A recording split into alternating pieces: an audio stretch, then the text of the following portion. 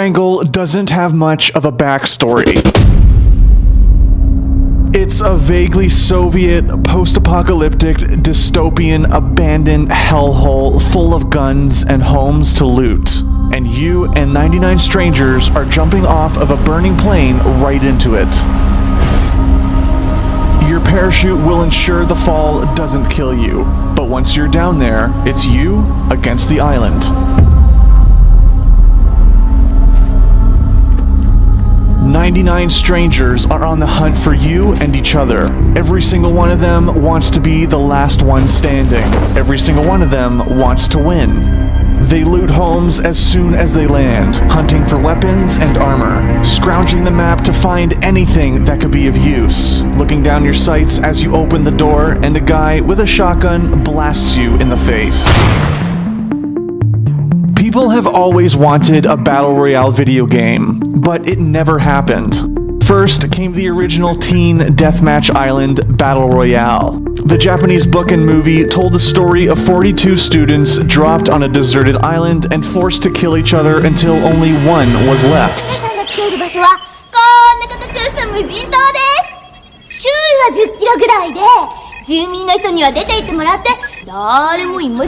It got people asking what they would do if they were in that situation. But the movie was not released in the West for years, leaving it an obscure cult classic. Then, years later, Hunger Games came around, and it reignited the fire. People wanted Battle Royale games, but no one was making them. But one person wanted it more than anybody else. Brendan PlayerUnknown Green. Brendan Green was not a game designer. He was an Irish photographer and web designer who followed the love of his life to Brazil. 2 years later, he was divorced and looking to get his life back on track. He made it back home to Ireland, and while living on welfare, Green discovered the games Arma and DayZ. For those who don't know, Arma is a hyper-realistic military shooter known for the scale of its combat, its attention to detail, and graphic fidelity. Also known for being the foundation for an incredible number of mods, many of which were spun off of into their own games. DayZ is one of the best-known Arma mods, which use the hyper-realistic combat mechanics to simulate a zombie apocalypse. So yeah, I started off making a mod basically back in Arma 2 because I wanted to make a game I wanted to play. I saw games like the Survivor games, which were events for streamers, and I wanted to play that myself. So I decided to see if I could actually make one, and Arma 2 Battle Royale was born. The Battle Royale mod for Arma 2 was a departure from the tightly directed experiences offered by AAA games like Assassin's Creed. Green was not interested in those types of games. He wanted something looser, something grittier, something that gave you the freedom to show what you would do in a battle to the death. As DayZ broke free of Arma and became a standalone game, other developers took notice of how popular Green's mods were in the niche Arma community. Sony Online Entertainment, now known as Daybreak, hired Green as a consultant on their own DayZ-style zombie survival game.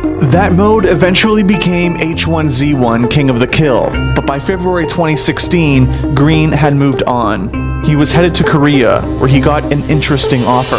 Chang-Han Kim, a Korean game designer working for Bluehole, wanted to make a Battle Royale game. He was inspired by DayZ, but when he researched the Battle Royale format more and more, he kept coming across Green, and less than 1 month later, he was Bluehole's creative director. Development moved fast. Green and Kim's team had the autonomy to create the game that they wanted, and they wanted it to be playable within 1 year. The game started its development in early 2016, and the plan was to follow an early access schedule. Green and Kim wanted to get the game in customers' hands fast for a low cost, and keep improving it over time. But the foundation needed to be laid down before anything else.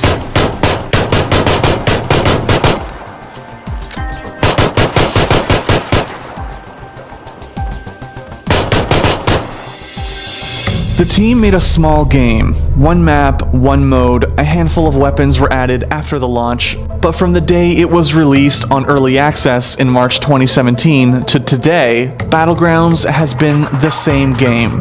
However, when it first came out, there wasn't quite anything like it.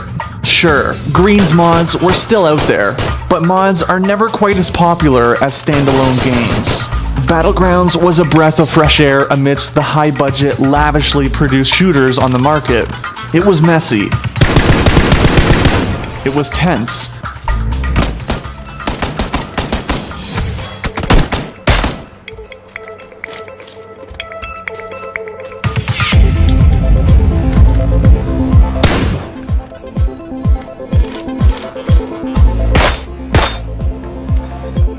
And it was complicated, but most importantly, it was fun.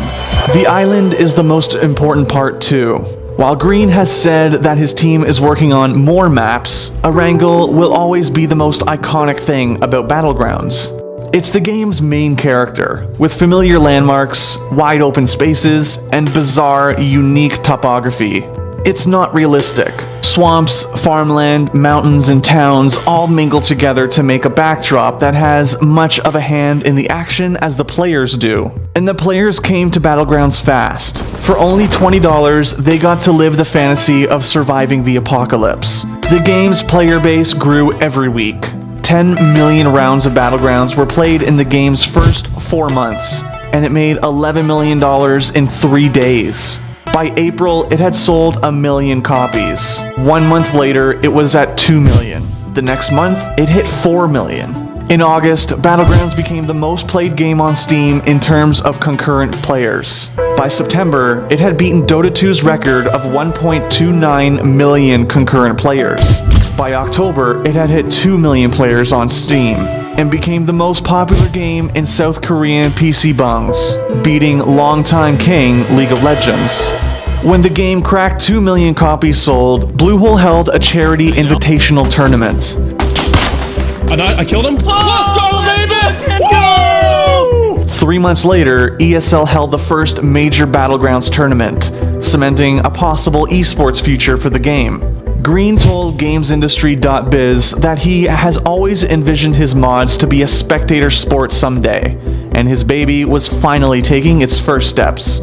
People still ask if Battlegrounds can be an esport. It has the audience and the player base. The only problem is the logistics. Gathering 100 people for a LAN tournament is not the easiest thing in the world, which might limit it to events like ESL 1s and DreamHacks. But esports is not the only place Battlegrounds is growing. The game is selling more and more copies by the day, and even bigger companies are taking notice. Tencent made a deal to publish the game in China. Facebook cut a streaming deal with Bluehole. Epic Games, who assisted in modifying the Unreal Engine for Battlegrounds, made a Battlegrounds-inspired play mode for their game Fortnite. And Microsoft touted a timed console-exclusive version of Battlegrounds for Xbox One at E3 2017.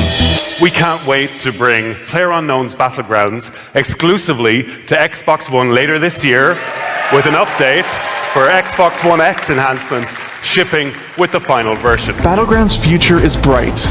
There's no sign that the game will stop growing anytime soon, and with imitators starting to crop up, that just gives Battlegrounds more chances to innovate and be better than the competition. Battlegrounds is the beginning of a new video game genre, and no one saw it coming. Thanks for watching. If you want more great content, be sure to hit that subscribe button.